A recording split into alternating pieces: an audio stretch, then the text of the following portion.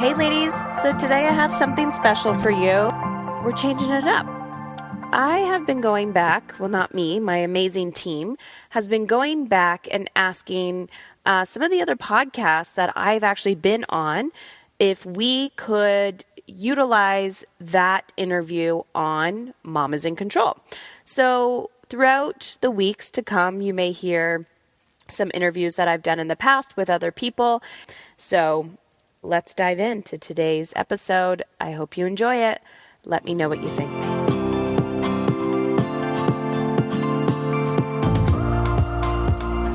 Heather Chauvine not only has a fantastic podcast called Mom is in Control, she also has a fantastic community. She just put on an event here in Detroit where women from around the world joined her to talk about empowerment and realignment. Heather is somebody who, and I'm going to ask her a lot of questions about this, found out that she had cancer at a time when it was in stage 4. And I don't know if you know this, OG. I'm going to spoil this a little bit. There is no stage 5. Oh, yikes. So Heather. Interesting. Okay. Heather has a fantastic story that is much more about alignment than it is about hustle and grind. Let's say hello to Heather Chauvine coming down to the basement.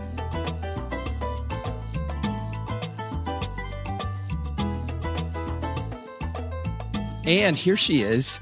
Heather Chauvine is here. How are you? Hello. I'm so excited. This is fun. I'm super excited that I got to meet you because you have one heck of a story. I do. I'm excited to share it. I just rolled up to your house and was like, am I here? Is this where I'm going? What's happening? You kind of hear that you're coming to a dude's mom's basement. It sounds kind of a little creepy, but then you get here. It was legit. It's not bad, but we are. People sometimes wonder if the basement's real. We're in the basement, and this is a rickety card table. Yep, this is true. We don't lie, people. We do not lie. I want to ask you about a date. I have no idea where I was this date, but you know exactly where you were. December 13th, 2013. Start us there. Okay. So it was actually December 21st. Oh. And I was like, what did he hear about on the 13th? Maybe. I don't know.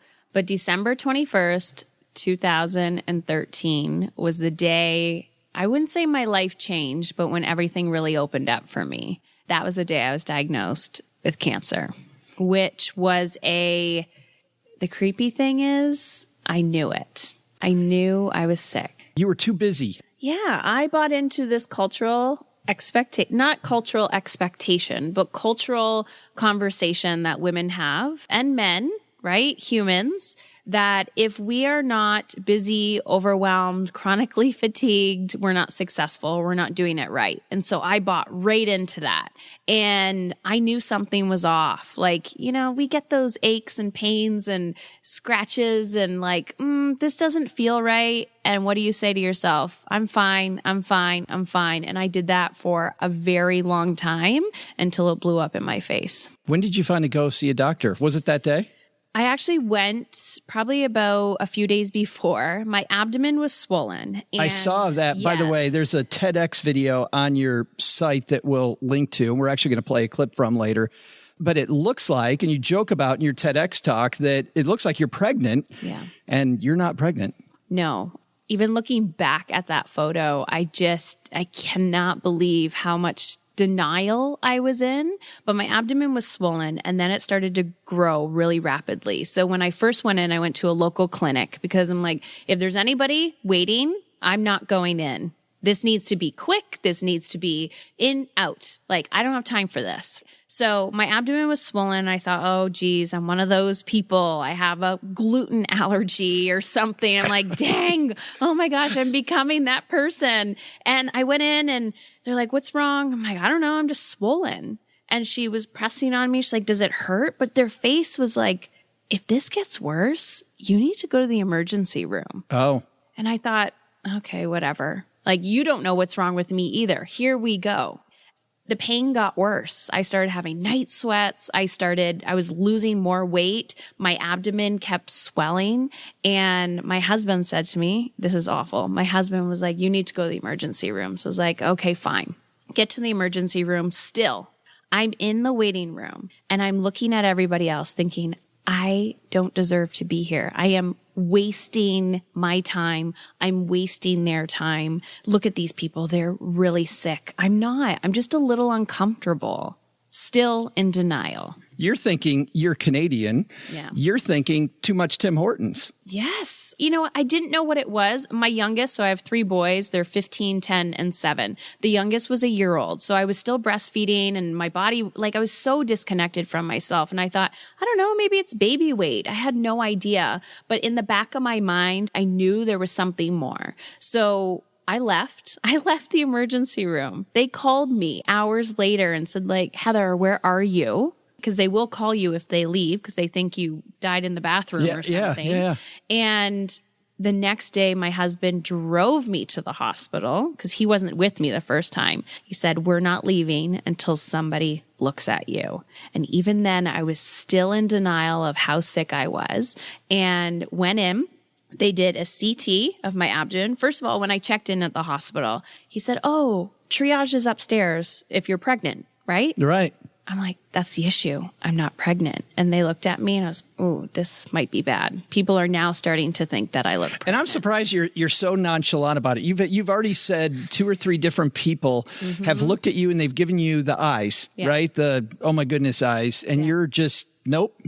Yeah, I guess I don't know. It's been 6+ years. It's amazing how your body and your mind just copes with trauma. And so I'm just trucking along. So my husband, we got in there. They did a CT of my abdomen and blood work. And they were taking a really long time to come back. And when they did, she looked at me and she's like, you have cancer. And I thought, I knew. Like my first gut instinct was, I knew I was sick. I knew I had cancer. My second thought was, I'm going to die. And then I looked at my husband and he broke down. And of course, I just was like, you're fine. You're fine. You're fine. You're trying to take care of his emotion. Yep. You begin to see really quickly how you've positioned yourself in relationships and in your life, that when you're the one that should be falling apart, all of a sudden you realize you're lifting everybody else up. I learned so much about myself throughout that process. The learning began there, but it sounds like over the next several weeks, you started just reevaluating everything. What was the first really big aha that you had that still really carries over to who you are today? I'm smiling and when I want to laugh because I'm like, which one do I pick? Well, and actually, even before we get to that, I'll give you a second because I do have a different question, which is in the open to your show, Mom is in Control, which we'll talk about again a little bit later. And I'm laughing because it's great SEO, by the way. I always ask people how they found me and they say Mom and Control. But if you're referring to the other website, is that what you're referring to? No. Okay. Oh, I don't know. I don't know the other website. So if you go, I don't even know if I can say this, so it might get edited out. There's just a different website. If you add an S to Moms, it takes you in a completely different direction. That's all I've been told. I get emails about this. Yeah. They're like, Heather, by the way, if you add an S to Moms in Control, it's a completely different demographic. I don't even want to ask you how often you have to tell people they're in the wrong place. I know. I've been trying to get the URL, but it's not worth the investment. Maybe not. Yeah. So, see, that just completely ruined my train of thought. But you say in the open of your show, a lot of the time you say, I don't like the term cancer survivor. Mm-hmm. How come?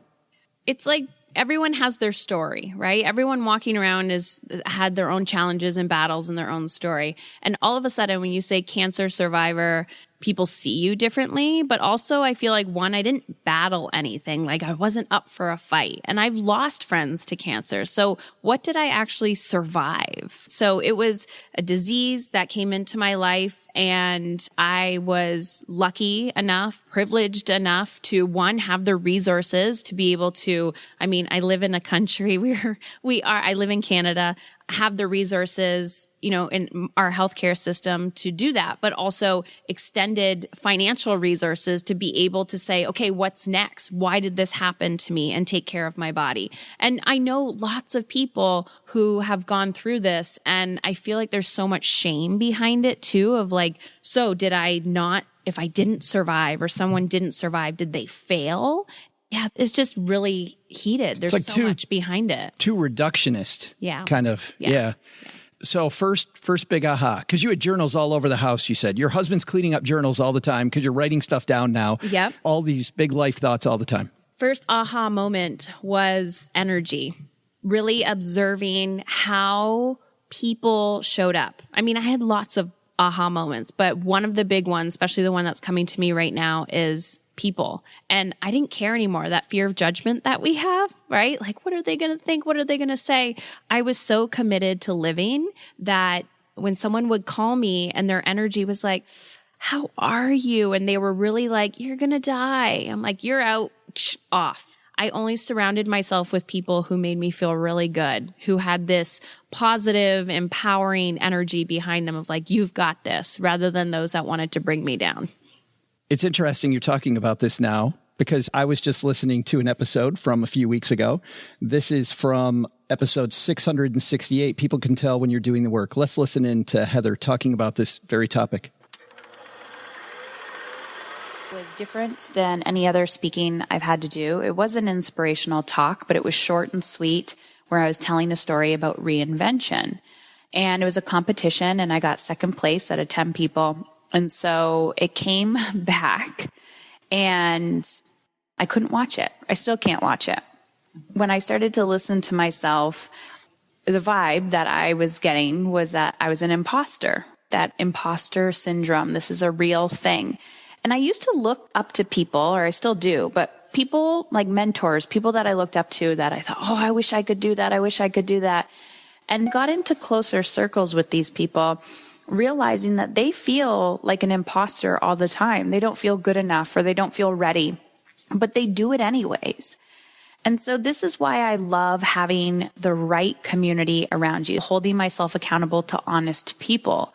Because when you're surrounding yourself with honest people, they give you honest feedback. And these are people that you respect their feedback. So you know that they're not going to steer you in the wrong direction and that they're not a people pleaser. So they're not be like, oh my gosh, honey, it looks so great. I'm so proud of you. No, they're like, that sucked or that was awesome. Do you know Gordon Ramsay? Yes. I love when I know somebody's in my corner. I love having Gordon Ramsay type people behind me. As long as I know that their suggestion is full of love, that, listen, Joe, you just laid an egg back there.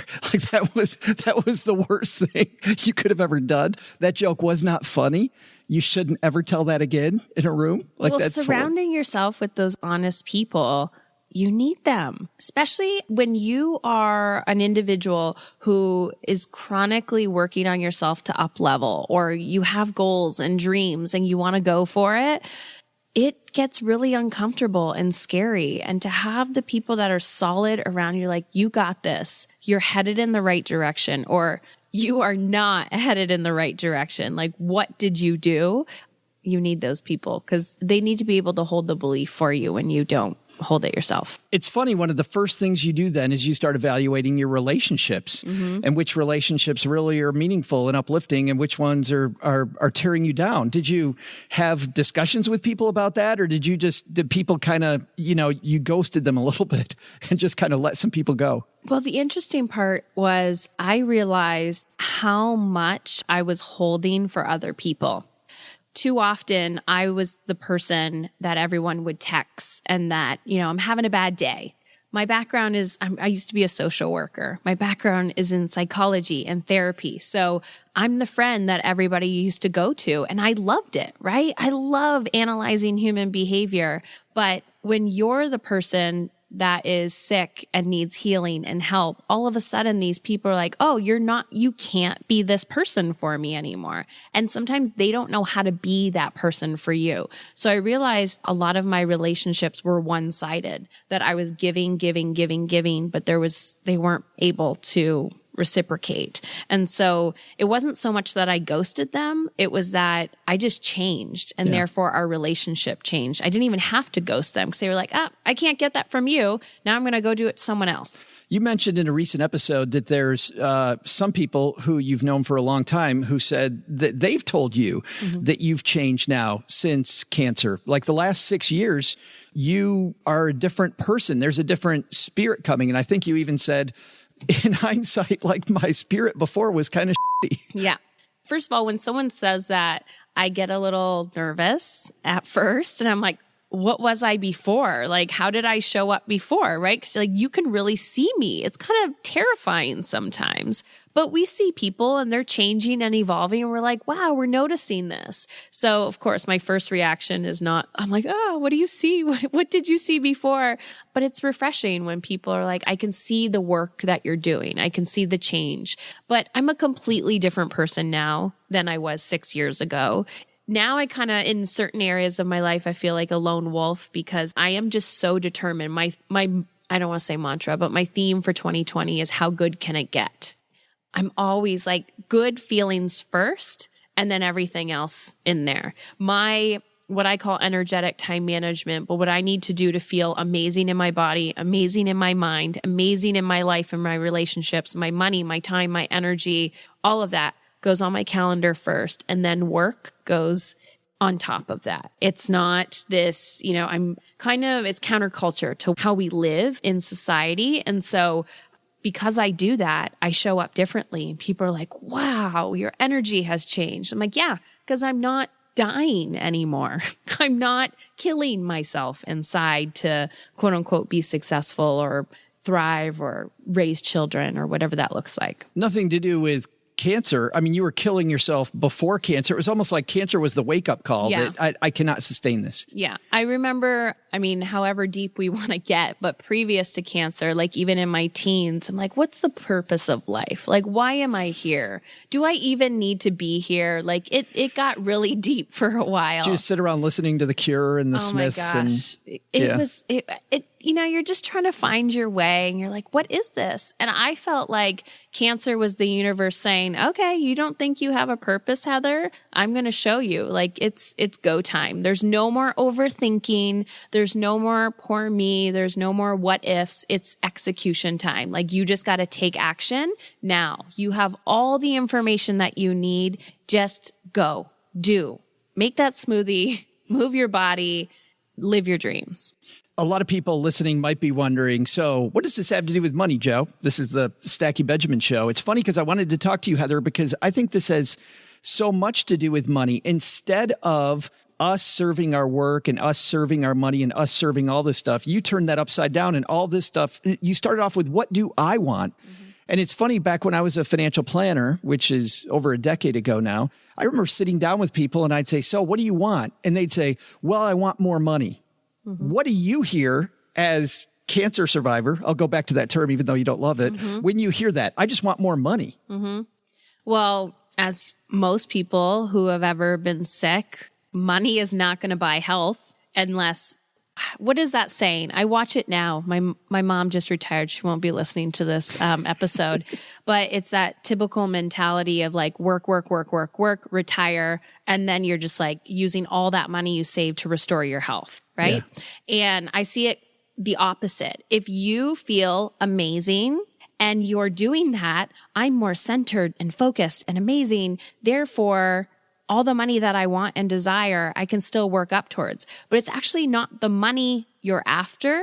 It's the feeling. Okay, great. You want more money. What is that going to give you? It's going to give me freedom. It's going to give me space. I can travel and relax and buy more crap and do whatever I want.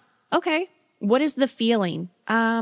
Joy, ease, peace. Great. How can you create that feeling today? You could still have the $1 million in your bank. You can still give to charities. You can still travel the world. And yeah, you're not going to be able maybe to do it tomorrow, but if you have a plan and you keep going for it, but if you live with that feeling every day, and it doesn't always show up every day, but if I want to feel energized and I'm not fueling my body with energizing food, if I'm not moving my body, if I'm in an environment that makes me feel gross and crappy, but, I still have money in the bank, right? So it's the feeling that we're after. And that literally dictates my whole life. And I think that's great because it's not, if you're unhappy now, having more money is not going to turn you into a happy person. No, and we all know people like that. So clearly that's not the way. I want to talk about something else here that you talked about in your TEDx talk. By the way, how intimidating is it getting on a TED stage? extremely intimidating. My husband has secret footage of me having an epic tantrum in the car the day before. And he's like, I do it before every talk. Typically, it's the day or two before. I just freak out, and it's absolutely hilarious. I'm out of my mind. But yeah, it's extremely intimidating. But in hindsight, I'm like, no big deal. Anyone can do it. Yeah, afterwards, you're right. Yeah, now that you've already done it. Let's go to your TED Talk. This is a couple minutes in, and man, guys, this is something, Heather nails something here that I've believed for a long time. We need to talk about balance. So thank you, Tina. We need to talk about balance because this notion that there is such thing and it is BS, because balance equals perfection, and perfection is messy and life is messy. So it's almost like this construct from the ego going like this possible standard. And then you start to get this limiting belief inside of you of like, I am not enough. And then you walk out into your life, I am not enough because I'm trying to get to this place of perfection. And I hear it from women all the time. I want balance. And I'm like, it doesn't exist. But there is something else you do want. All dreams can come true if we have the courage to pursue them, Walt Disney. But we have to be courageous enough to go after our dreams, to go after our desires, to ask ourselves, what is that little ache inside of me? What is that little voice that's constantly there trying to get my attention? There's no great place to stop that clip because you're on a tear here, and it's awesome. This is torture listening to myself, by the way. You've said that on episodes too. Oh my Just God. Painful.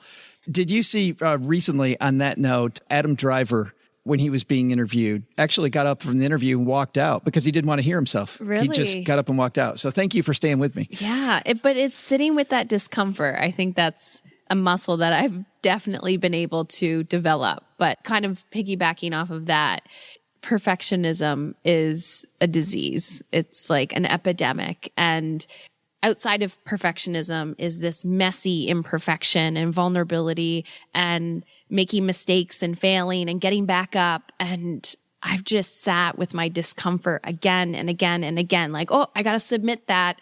It's not perfect. What is perfect? I don't know. So I'm going to hold off. Nope. I'm just going to hit send and let it go and sit with my crap. It's being happy with continuous improvement. Yeah.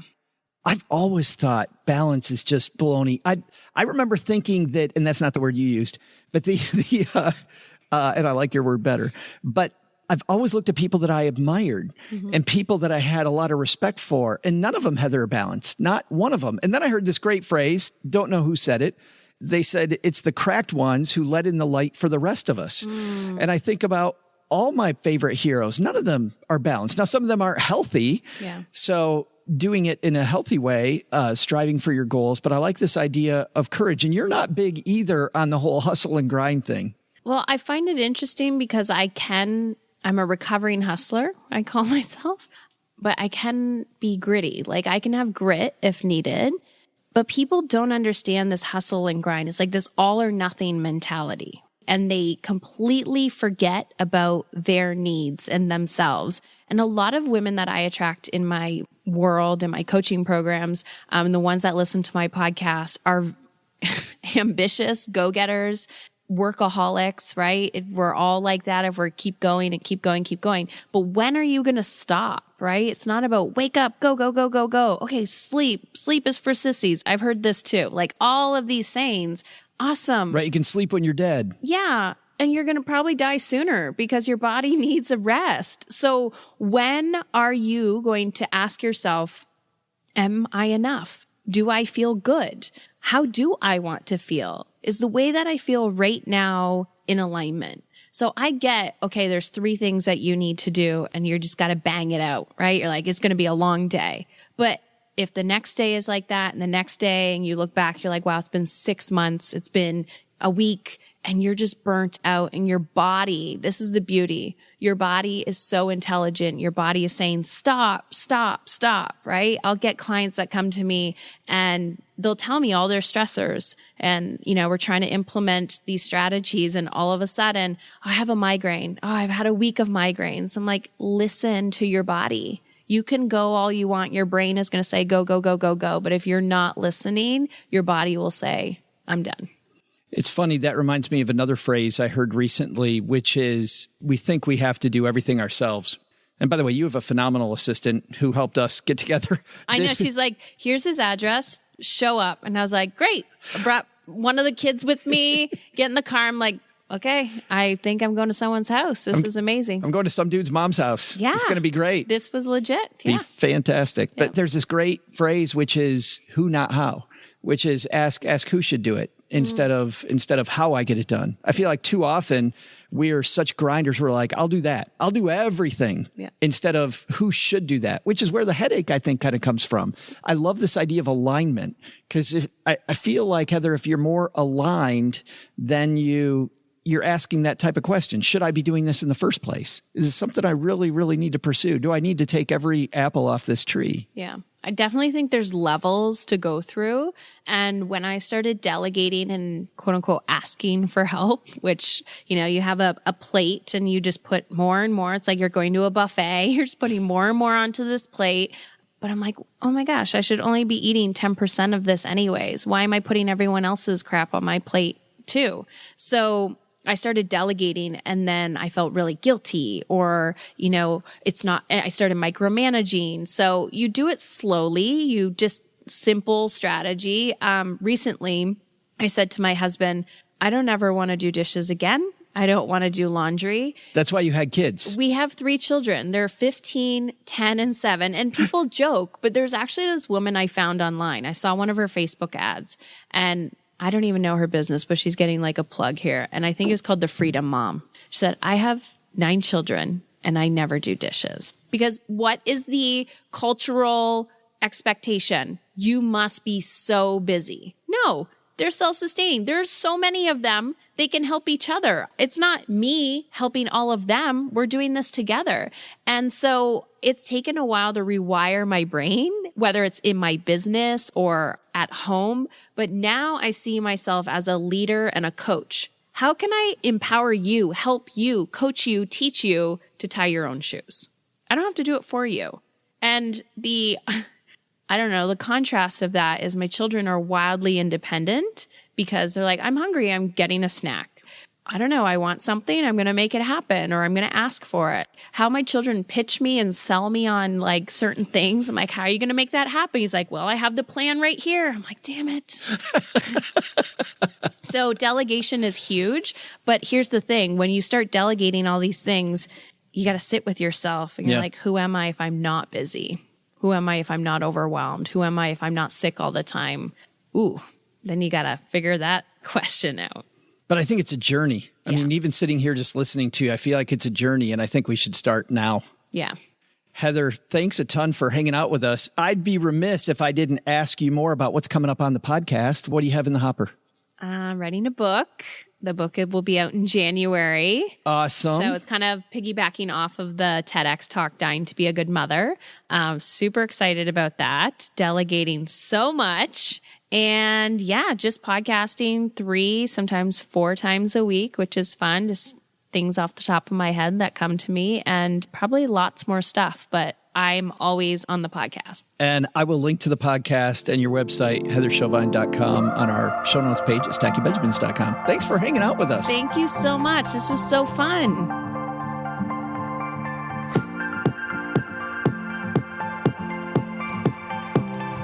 Hey, Mama's in Control listeners. It's Sarah.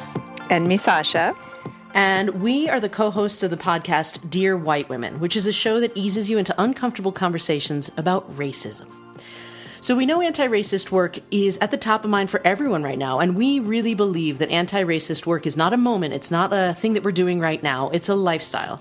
And so for us, we're making our work concrete, practical, and accessible for the long haul. And Heather invited us to come on her podcast to share just one of the resources we're committed to, which is our monthly virtual book club. So we've started a Patreon, and if you head over to our podcast website, dearwhitewomen.com, we would love for you to join us. The book club starts in August, so you'll have time to grab the book and start reading if you join us now. Thanks again.